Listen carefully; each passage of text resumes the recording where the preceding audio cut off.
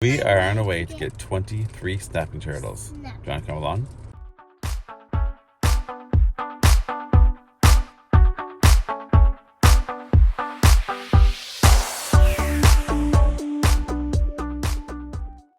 We have our snapping turtles back home now, so we are going to get them all rinsed off. They are in mud right now, which is fine. They're all buried. They're very dirty, so we can get them all rinsed off. And then we will try to get them fed. We have some feeder fish we'll put in there for them, maybe some snails. Then we will release them into our stream in the backyard. Let's see how many baby snapping turtles we have in here. Now these snapping turtles are obviously native to around here, so you cannot keep them. If you do find them hatching, the best thing to do is just let them be. These snapping turtles are just hatched. If you look, if you can see right there in the middle of its belly, that is where the yolk sac attaches to their shell. So you can tell these guys are fairly fresh hatched. Very, very tiny turtle. I mean, you can see compared to the rest of my hand. It's probably about the size, little over the size of a quarter right now. These guys can grow to be over 50 pounds when they're full grown. These guys, if you ever do find these in your yard, the best thing to do, as long as they have a safe place to go back into the water, you just want to leave them be. Is the best thing. These guys will find their way back out into nature. Unfortunately, as humans are encroaching more and more onto their land, to their places where they live, we meet more and more often. They're coming up into our yards. And this family didn't want all of these baby snapping turtles. I don't know how close they live to the water or where they live, but it wasn't close enough that they could just walk back into the water, because snapping turtles can walk quite a ways away from the water to actually lay their eggs. And this family did not want all of these 15, 20 baby snapping turtles growing up and living in their yard. So they got a hold of a friend who they knew they kept reptiles, and he contacted us. As we are wildlife rehabilitators, we work with a lot of other wildlife rehabilitators in the area. So they call us from time to time to come help stuff like this. We help a lot of turtles. We have helped ball pythons. They've actually found here in upstate New York, which they would definitely not live if those snakes were not found in the summer. By fall or winter, those snakes would have been dead. So we get called for different kinds of reptiles, amphibians, to help in our local area here in upstate New York. So the best thing to do, if you ever do find anything like this, where you're from or where you live, is if you can just leave them alone. They will find their way back out into nature. But if it is necessary for the safety of the animals, if you live next to a busy road where they may have to cross that busy road to get back to the water that their mama came from, the best thing would do would be look up and find your local wildlife rehabilitators, and they can come. They will take these guys. They'll make sure that they're all healthy, that there's no injuries, and then they will release them back into the wild, just like we're going to do here. Thankfully, where we live here, we live here on about half acre of land with a nice big brook running behind our house, and it is prime snapping turtle territory. Every year we have snapping turtles coming up and nesting right on our road down here. I see them every year, so I know that they live around here. So this is a perfect place to release these guys, and they will live a happy and healthy life. So these guys at this age, most snapping turtles are going to be eating meat. Snapping turtles in general are a carnivorous animal. They won't eat a whole lot of vegetation. So at this age, they're going to be eating small bugs, crickets, grasshoppers. They'll be eating small fish. You can see he's starting to move around a little bit. You can see that nice long neck they have there. That long neck can reach about halfway back behind the shell. That's why something you want to be really careful of, especially if you see an adult one of these guys out there. As babies, they're not really going to bite you. You don't have to worry about them biting. Even if they did bite you as babies, it's not going to hurt. But as adults, these guys can reach back about halfway back of their shell, and their bite could end up missing you some, costing you some fingers. So you want to be very careful if you see any of these guys in the wild. These guys will be eating they will be eating small minnows. They'll be eating snails, any kind of small bugs they find in the water. For the most part, as they get older, they will eat larger fish. They will eat crayfish, tadpoles, bullfrog tadpoles. They'll eat frogs. They'll even eat, at adults, they'll even eat small rodents like mice and probably even a baby squirrel or chipmunk if they got a chance to. So in New York State, it is illegal to keep any native reptiles, which is why we're working with wildlife rehabbers here in upstate New York. We take these guys in and rehome them. If you just find them in your backyard, or if you find any of these guys out in the wild, any reptiles or amphibians in New York State, all native reptiles and amphibians are illegal to keep in New York State. So you just want to make sure that you leave them alone. If you do come across an injured one, something that does need help or is in a dangerous situation, you want to get a hold of your local wildlife rehabbers. Someone will come over, get him, make sure they're okay. They will help them heal if possible, if they need to. We have vets that we work with, so we can take them to the vet, make sure that they're okay.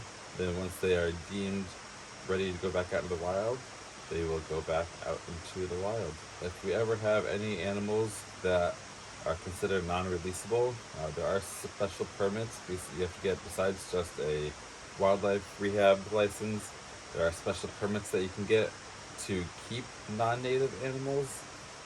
You can keep them for educational purposes, and you can do shows with them to help educate other people on your local native wildlife.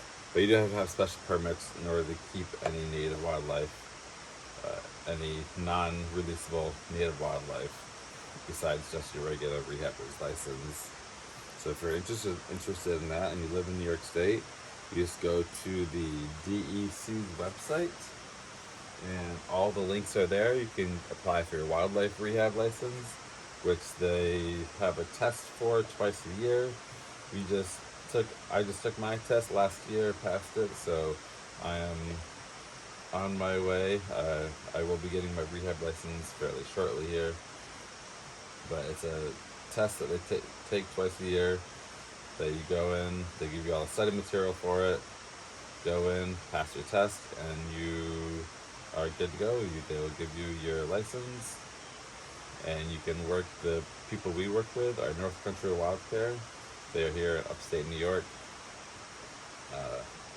Great, huge group of people that help all these kind of animals. Turtles specifically do need a lot of help, as there are not a whole lot of rehabbers that specifically deal with turtles and reptiles and amphibians. So your help is always needed. If you would like to come and help these guys, you go to DEC's website, find where and when your test is in your area, and go take it. And you can become a wildlife rehabber too, so you can help these kind of animals. So we're just finishing getting it cleaned up here. I think we're almost done. These guys were taken care of pretty good. They were in some mud, which they'll be in mud. Most snapping turtles like to hide in the mud and the muck. So these guys buried themselves down there. They were having a good time buried in that muck. They had some water in there they would go right to. They have not eaten yet, so we are going to try to see if we can entice them with a little bit of food. They do still have that little tiny umbilical you can see on the bottom of their shell there. Most turtles won't eat for the first probably week. Once that yolk sac is completely used up, that's what they use for nutrition for their first few days to week of their life. Once that is gone, that is when they go out and start hunting food. So we have some crickets inside in here. We have some feeder fish, so we will try to give them some of that so we can get them to eat a little bit before we release them back out into the wild, just to make sure that they're all healthy. Give them all a check as we're washing them off here. We're checking to make sure there's no injuries on each of the turtles. They all seem to be moving pretty good. As in the water here right now, they're all swimming around, which is a good sign. Doesn't look like we have any injuries. As long as you don't have any injuries, they will be good and ready to go into the wild, into their new home, and maybe someday they'll come back here and lay their eggs here. These guys look nice and healthy. I don't see any injuries. They're all swimming around really good in here. No more hiding in here anywhere. Oh. And there is one buried himself down into the mud here. And we can count and see how many we have.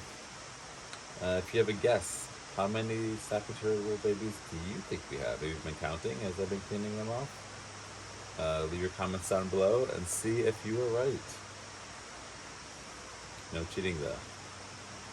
If you comment now, pause the video, go down to the bottom, leave your comment, and if you are right, I'll shout you out in our next video. First comment with the correct number of babies. What number is this? I don't know, I haven't been counting. I hope you have. Oh, and there was another one buried way down in there. That is why we go through and sort through everything in here and get nice and dirty and muddy and sort through all of this. Make sure we have all of our babies. All of them are swimming around. There's another baby hiding down in here. These guys dug themselves down into that mud good. If you do have any questions about becoming a wildlife rehabilitator, please comment down below. Ask me questions. I'm happy to answer any questions you have about what you need to be a rehabber, any questions you might have about how to become one, where do you go, I've been comment down below, let me know where you live, where are you watching this from. And there is another little baby. These guys are hiding and burying themselves good down here. I hope you've been counting. There's another baby hiding here. Looks like we finally got everyone. Move this off to the side. Get our hands washed up a little bit.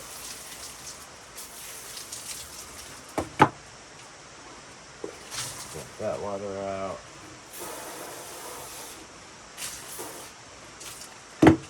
And let's start counting. 1, 2, 3, 4, 5, 6, 7, 8, 9, 10, 11, 12, 13, 14, 15, 16, 17. Is that all of them? That is all of them. Did you guess 17? If you did, get ready to have your name shouted out as a winner. Snapping turtle. They're all trying to climb out in the hell. As the winner of the snapping turtle guessing. Let's take a look at them. Here they are.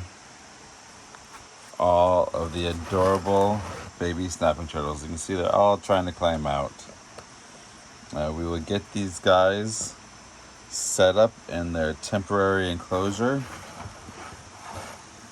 Make sure they're all doing well, and then we'll be releasing them out in the wild. Right here, we're just trying to make separation for a little bit of land. Mostly water for these guys. They don't come up on land a whole lot, but if they want to, there'll be some for them to come up on. We shoved all that mud over to the one side. We're going to take some of our driftwood, try to line it up in there to try and keep the land area separated from the water area. See if we can get some of these to work. No. And you just kind of move stuff around until you find something that works for you. That actually looks pretty good right there. And this wood right here also gives them something, if they want to, gives them something that they can climb up onto rather than having just like stone or something else there. This wood right here gives them something to be able to climb up on so they can get up onto the land area easier if they want to. Maybe put a little stick over there.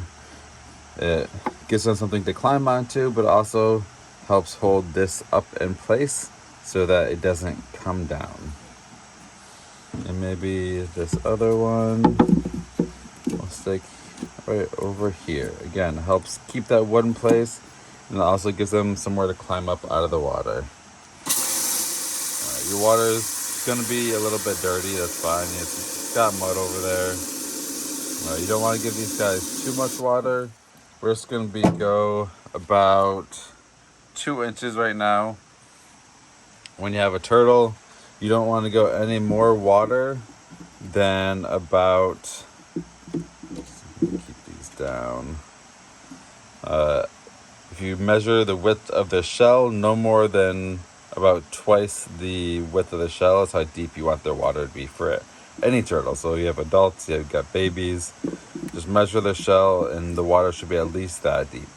Going out into wild, they're actually going into a lot deeper water, so most turtles, the deeper the water, it's fine. Just make sure they have areas to climb up out of the water.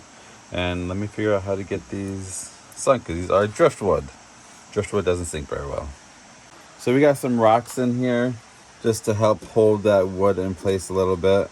And we are going to get our turtles in here, let them settle for a little bit before we release them back into the brook. So let these guys go, set them on the land, let them walk into the water when they want to. Whenever I'm putting turtles back into water, I always like to set them on some sort of land structure, rock, wood, whatever, instead of just dropping them right into the water. That way they can take that last breath of air that they need to before jumping down into the water, rather than just plopping them into the water unsuspectedly, and have them accidentally breathe in water instead of air. So let them do it on their own. They know they usually jump right into the water, but I'd rather have them jump into the water on their own rather than just dumping them into the water. As you can see, they're all climbing right into that water. The water is brown, don't worry about that. Snapping turtles like nice dark water. That's where they spend most of their time. And you might be asking, turtles living in New York, it gets cold up here, water freezes. How do turtles survive in a lake if the water is all frozen over? Well, answer is through their butt. Turtles do something called cloacal respiration, where they can actually exchange the oxygen through their water through their cloaca, which is their multi-purpose opening in their tail that they use for going to the bathroom and laying eggs and all that kind of stuff. So these snapping turtles will usually bury themselves into the mud and muck, just like this stuff right here. They'll bury themselves down into that and sleep for the whole winter, not moving. The less reptiles move, the less energy they need, so they can go through the whole winter without eating. Just breathing in the oxygen they get through the water through their cloacal breathing. And that is how turtles survive in upstate New York in a frozen winter. Fun fact. Okay, so we got some crickets here. We're gonna add them into here and we'll see if any of them want to eat. Let's throw some crickets up on land over here. Let them go. If they decide to eat, they can eat. If not, and we'll just leave them in there and see how they do. See if any of them want to eat at some point.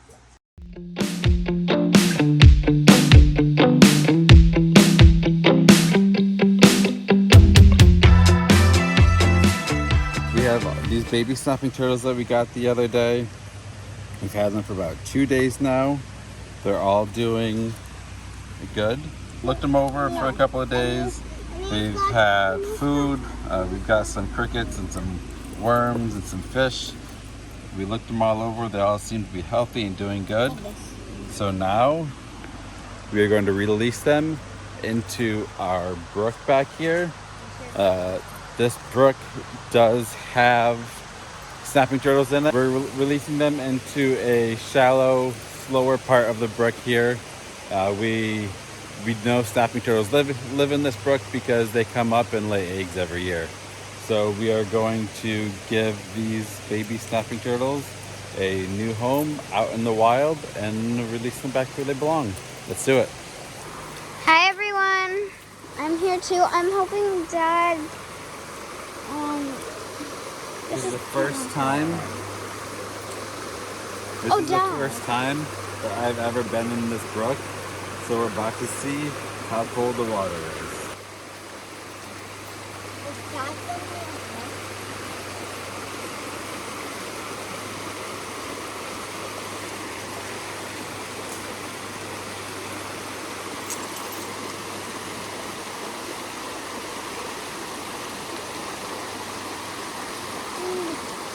This is some chilly water. Say that louder. This is some chilly water. He said, woo, this is some chilly water. He said it's very cold. It's very nice and clean and clear though. It's very pretty. Yeah, it is. And look at, if you look just right, And you there's a might frog. see the brick. Wait, where? There's a little, we just caught 2 frogs today. Okay. We're ready to let these babies back go free where they belong out in the wild. Here come the babies. All right, Here they go. Number 1. Bye-bye, baby number 1.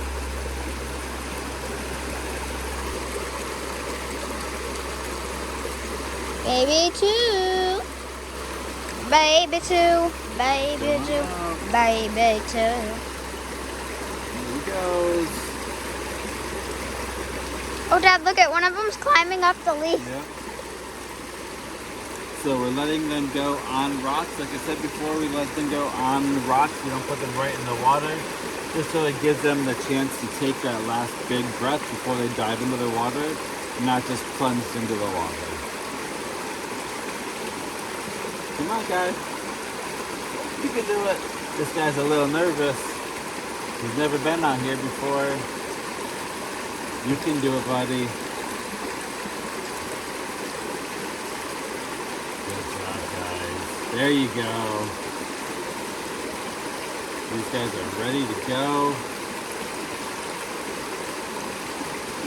Ready to head off. And maybe someday they will come back and lay their eggs here in our yard. And maybe when they're a little bit teenagers, they'll come back and visit us. They'll probably hang out in this shallow, slower area here for a while, because a lot of the other brook is fairly fast around here. They'll probably hang out in this shallow area until they'll probably go along the edge until they make their way farther down the stream. Okay, we got a couple more to release. 2 more. There you go, guys. Oh, Daddy, look it. He wants to get on the big rock. He wants to be a big boy. And there they are. There they go, swimming away. Oh, Daddy, look at this one right there. These guys will hang out in this shallow water area for a while. There they go, swimming along. Those guys hanging out over there. They'll probably hang out here for a while, like I said. in the shallow area until they feel comfortable, and then they will head off to their new homes downstream somewhere. Or they might find they really like this place and hang out here for a long time.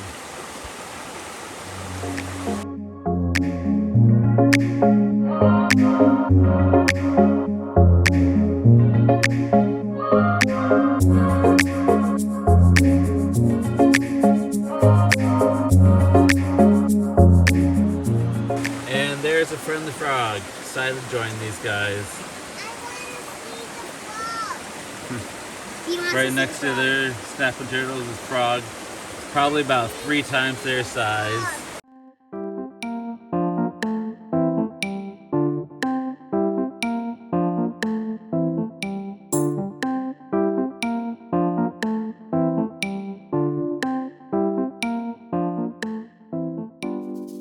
Well, I hope you guys enjoyed coming along with us on this journey of getting these baby snapping turtles that were hatched in someone's backyard. They were unfortunately taken out of the wild. They couldn't live, the people who had them hatched in the yard didn't want all these snapping turtles growing up in their yard. Understandably, they didn't want to have 15 to 20 snapping turtles running around the yard, especially when they're full grown. So they got a hold of someone that knew about reptiles, that kept reptiles. That person got hold of us. Thankfully, we work with wildlife rehabbers, are in the process of getting our own wildlife rehab license, and we were able to take them in and safely release them back out into the wild in this gorgeous stream we have in our backyard. And they will be happy and healthy here for the rest of their lives. And maybe one day they will come back and come back and lay eggs and visit us when they're older. If you like this video, please hit that like button. Make sure you're subscribed to us and hit that notification bell so you know when we upload our next video. And comment down below with what kind of adventures you want to see us go on next. We'll see you in the next one.